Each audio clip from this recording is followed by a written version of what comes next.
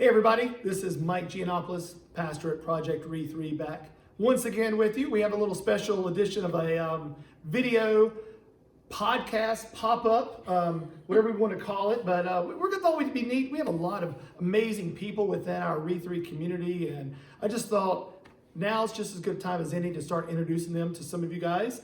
And the first one to come to mind was Miss Carolyn Milwaukee. Hey. And Carolyn is something pretty unique, and honestly, before 2020 hit and social distancing became the buzzword, I think the biggest buzzword of 2019 was Enneagram.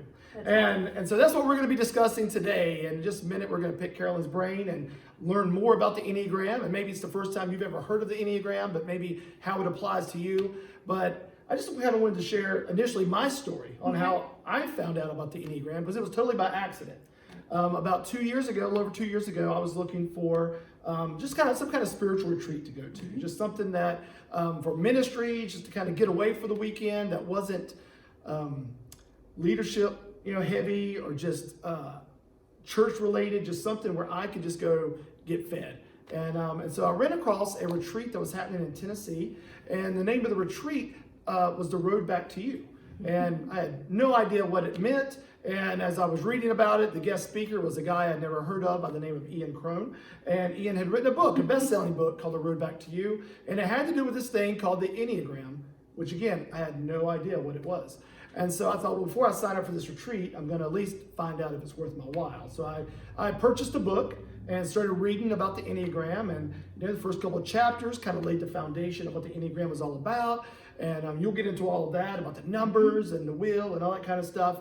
And he started going through the numbers. And Ian starts at 8. And I'm sure you'll explain why, but 8, 9, 1, and then kind of goes around. And so I'm reading it, and 8's interesting, 9's pretty interesting. Then he gets to 1. And he starts describing the ones of an Enneagram. And I'm telling you, every word, every sentence, every paragraph felt like he was peering into my soul. Like I've never read anything that was so just, not just eye-opening, but just revealing of who I was. It was honestly like he had taken my life and somehow had been filming me behind my back and making notes for years and wrote this chapter. And I was sold. I was like, I've got to go to this retreat. And so I sign up, I go to this retreat. I'm expecting it to be, Ian and 100 people and him just kind of lecturing to us. And I get there, and there's Ian, and there's just 11 of us, and that's it. And it was such a beautiful, intimate setting, and we just sat around in a circle and shared about our lives and talked about the Enneagram. And that first Friday night, Ian talked a lot about just kind of what the Enneagram was. On Saturday morning, he held the first session of really breaking down the numbers. And he started with 8 and went to 9 and then went to 1. And he had us all take a test before we came. So everyone would kind of know what their numbers were. And I knew I was a 1, even before I took the test. So then, he had all this, he said, talk about 8s. Everybody raise your hand who's an 8. A couple of people raised their hands, 9, a couple people. He got to 1s, and I was the only one. And so as he starts talking about 1s, he's kind of on the surface talking about 1s, and I'm agreed, and he's asking me a question or two. And eventually he says, I just got to ask you, what do you do for a living? I said, well, I'm a pastor. I'm a minister. And his mouth fell open. And I just looked at him. He said, I don't think I've ever met a pastor who was a 1. And I was like, really? And he was like, no. He's like, all pastors are 9s or 3s. And he's like, for whatever reason, he said, that's the 2 categories they fall into. And he's like, this is fascinating. And all of a sudden I became interesting to him. And so he said, do you care if we go into a counseling session and they just eavesdrop? And, I'm an open book. I don't care. I'm just like, hey, you know what? Go for it. And so he starts asking me some very personal questions, and everyone's kind of, listening in our circle, and we're having an honest to goodness counseling session. And one of the things he was asking me about was the voice. The voices that 1s hear, because I've always said I wake up in the mornings hearing a negative critical voice, and I go to bed at night hearing a negative critical voice. And he was asking me a lot about that, and we were diving into it, and he stopped. He said, I want you to look around at everybody. And I looked around, and everyone was staring at me dumbfounded. And he said, every other number is shocked when they hear that 1 has this negative critical voice, and 1s are shocked that no one else does. And I assumed everyone heard this voice. And being in ministry, being a pastor and a believer, for some warped reason, I believe that voice came from God. That God was the one that was telling me, Mike, you're not doing enough. You're failing as a pastor. You're failing as a husband, as a father, as a friend. Why did you say that? You're such an idiot. All of these things. And through more counseling with Ian, coming back and talking to my own counselor about it, it has been life-changing for me. Right. To realize that I'm not screwed up, that I'm not broken, that I'm not too far off the track of where God wants me, that I actually have permission, because I've never been able to give myself grace. It's always been easier for me to give other people grace than me. And so this last 2 years has been a journey for me to quiet that voice, to kind of get rid of that negative, critical voice, to not be as perfect as I always wanted to be. I was always obsessed with being on time or making sure the dishwasher was stacked just right. And I've just kind of let some things go. And our house now is messier than it's ever been. And so, especially now during the quarantine, I've been driving myself crazy right now trying to pick up a family of 5.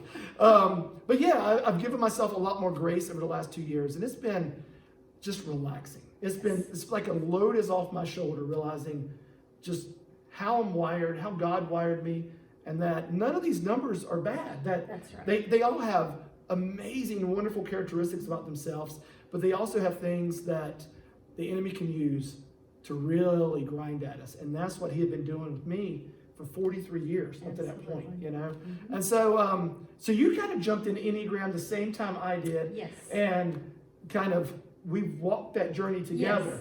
The only difference is I've walked the Enneagram journey very selfishly. Like, how can I improve me? Carolyn wants to improve everyone else too along the way.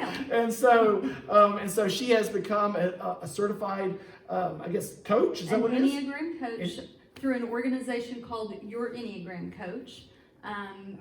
Beth McCord and her husband have had an organization for probably, I think, 15 years and have been teaching with it. And then they decided to start doing online classes and certifying people online.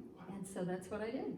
So what drew you into the Enneagram? What was that first thing? Because you don't just wake up one morning and say, no. I'm going to be an Enneagram coach. There had to have been something that, like I had the light bulb go off. Yeah. What was your aha moment? So I found out about the Enneagram actually at the ladies' retreat for Project Re3. And one of the other ladies had brought an Enneagram book, Not the Road Back to You, another one, and we were all looking at it going, this is fascinating. This is really interesting. And so we all talked about it and kind of tried to figure out what we were. And then I came back and I kept studying it. I led a Bible study with the Road Back to You, and just was fascinated with the idea that a lot of these personality tests, when you take them, they tell you, okay, this is your personality. The Enneagram is the first thing that I ever found that said, this is where you are, and here's the road to further health. Here is how those negative parts of your personality that you don't like, we can change that. And here's how we can change that. And so that's why it really struck me. I had just recently been certified as a life coach and just thought the Enneagram is a great tool to use with coaching clients to help them onto that path of wholeness. Okay. So. Well, let's assume we have someone listening on our podcast or watching right now on YouTube or Facebook that has no idea what the Enneagram is. Okay. What is it? So very simply, it is just a personality typing tool. There are 9 types, and Enneagram simply means 9. There's nothing magical about it. And there's just, there's this drawing, and it has lines going from each of the places, and nothing symbolic about that, really. It's not a pentagram? It's not a pentagram. It's not an upside down star or anything like that. It's just a drawing that shows us the relationships between these numbers. And what I love, there's a picture, and I'll go back to Graham, it's just a drawing. That's all it is. So it's a 9-sided drawing.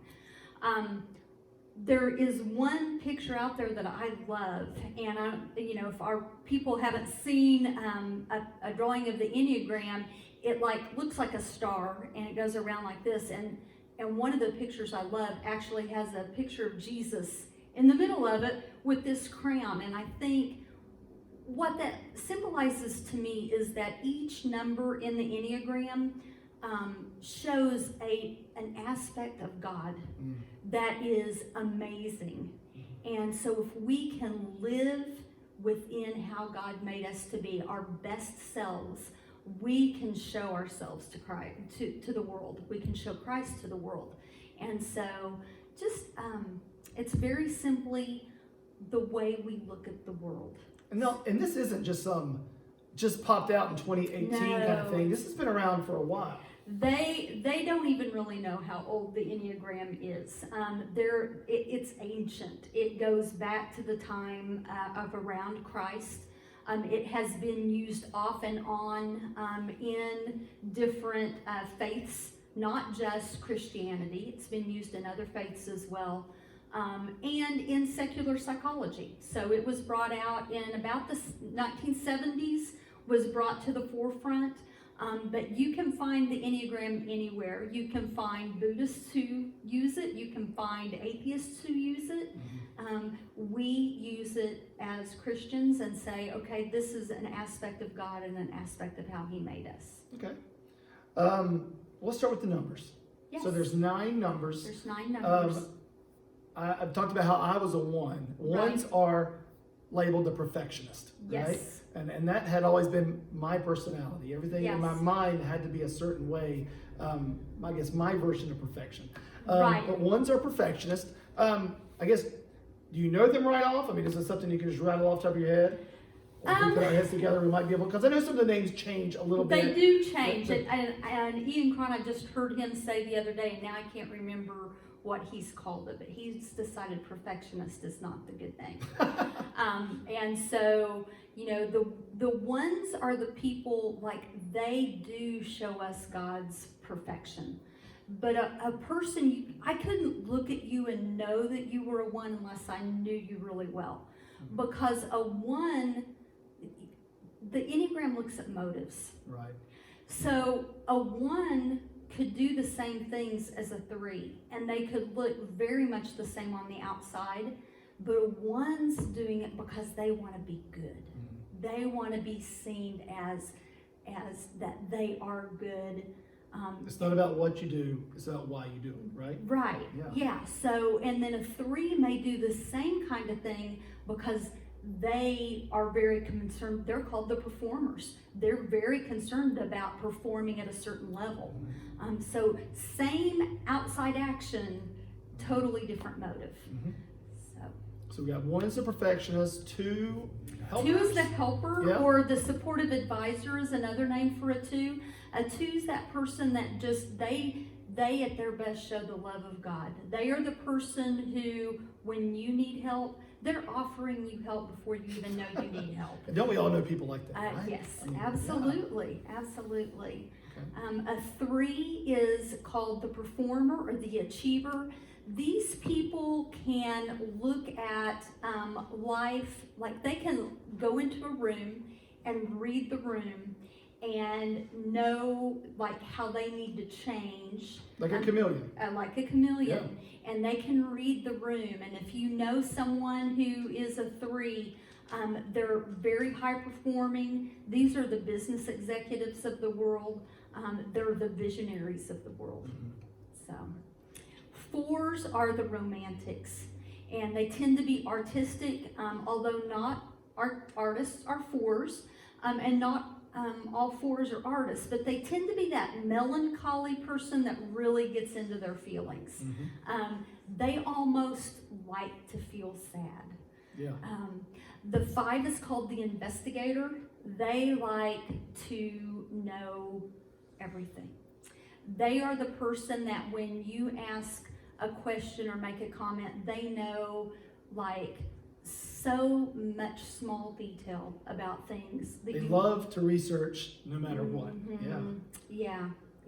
So The 6, which I am, is, we're called all sorts of things.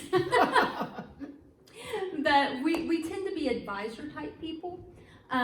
We're the people that, we're afraid of fear, actually. And we can, you talked about a 1 having one voice. 6s tend to have like this committee in the back of their heads. And it's, a lot of times it's voices from the past, but they're always trying to find how to keep everybody safe. They don't want anybody to not be taken care of. They'll walk into a room, and if they feel like you're upset, they will try to figure out why you're upset and take care of the problem. Just a very cautious spirit about them. Yes, yeah. A 7 is called the enthusiast. These people like to live life to the fullest. I think you might have a 7 in your house. I think I do, at least one. Yeah, and they like to just go for the gusto, and they don't like negative thoughts. They want to get past them. This coronavirus thing, let's just get past it. We don't want to talk about it. Let's just ignore it. They don't want to feel trapped. No. The 8 is called the challenger. This person, at their worst, you might call them a bulldog. At their best, they are the person that makes things happen. They are the people that make sure that there is no more prejudice. They are the ones that make sure that orphanages in Uganda are being formed, and these people are they're not scared to stand up and fight. No, they will fight for anybody. And then the 9 is the peacemaker. And the 9, if you look at the Enneagram, that's the number at the very top. And Ian Cron says he thinks it's there for a purpose, that they can just see everything. They see everybody's point of view, and they try to bring peace into all situations. And so you can see just from the names of those how they show a very positive aspect of God at their best. Absolutely. But at the worst, they can all become where they are trying to do what only God can do. Right. Well, I want to talk real quick about triads. Yes.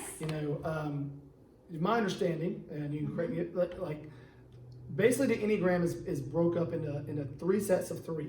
Right. All 3 have something positive about them, how they're all connected, and you can explain those in just a second. And all 3 have kind of that underlying negative thing. Right.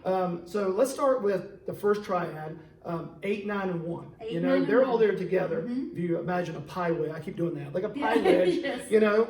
What's the good things? How are the 8, 9, 1s all connected, positive and negative? Okay. So the 8, 9s, and 1s are all what's called the gut triad or the instinctual triad. These are people that just know things. And the bad side of that is they can be very impulsive. And so they they'll feel something and they'll act on it, or they have this instinct and they'll just act on that. And so, which is really good. In critical situations, in emergency situations, man, you want somebody from that gut triad that just knows what to do immediately. But sometimes they can get themselves in trouble because they are acting so instinctually. And the other name for that triad is the anger triad. And the interesting thing is that, like, if you heard me say before, the 9 is in the anger triad, but they're the peacemaker. And the thing is that a 9 knows, they forget they're angry. And they need to kind of bring that anger up instead of letting it hold back, because that helps them be a peacemaker better. An 8, you heard me say they're like the bulldog. Man, their anger their anger is right there. And so they need to learn to harness that anger. And then the 1, you're angry, but you really repress it. Yeah, and that's the thing. I would try to explain to people for years. like I felt like I walked around with a low boil, you know, like never like explosive, but never cool. Right. You know, just under my skin was always kind of this low boil. And when I was with Ian, he said, ones don't necessarily, it's not the anger way we think of anger. He said, ones are more resentment. Yes. And when he said that, I'm like, that is it. Like, that is what I feel. Like, I just feel this like underlying resentment. Right. To everybody, everything. Yeah. And so that's still that anger thing. And so one of the things that we do in coaching is to teach people that are in that triad to get more in touch with their feelings, to get more in touch with their head and their thinking, so that they can bring that anger into a manageable spot. Okay. And then they can grow with that. So now 2, 3, 4. 2, 3, 4 is the heart or the feeling triangle or triad. And, you know, the 2s think everybody else's feelings are more important than theirs. So a 2, you know, is more concerned about you being upset than them being taken advantage of. And so what happens a lot of times with 2s is that they end up into this martyr complex thing. They'll do anything for you, but they do it with strings attached. And when those strings don't get fulfilled, then they get really resentful too. A 3 kind of ignores their feelings. And so it's really important for them to get in touch with their feelings. You know, they're just all concerned about performing and doing the best job, whether it feels right or not.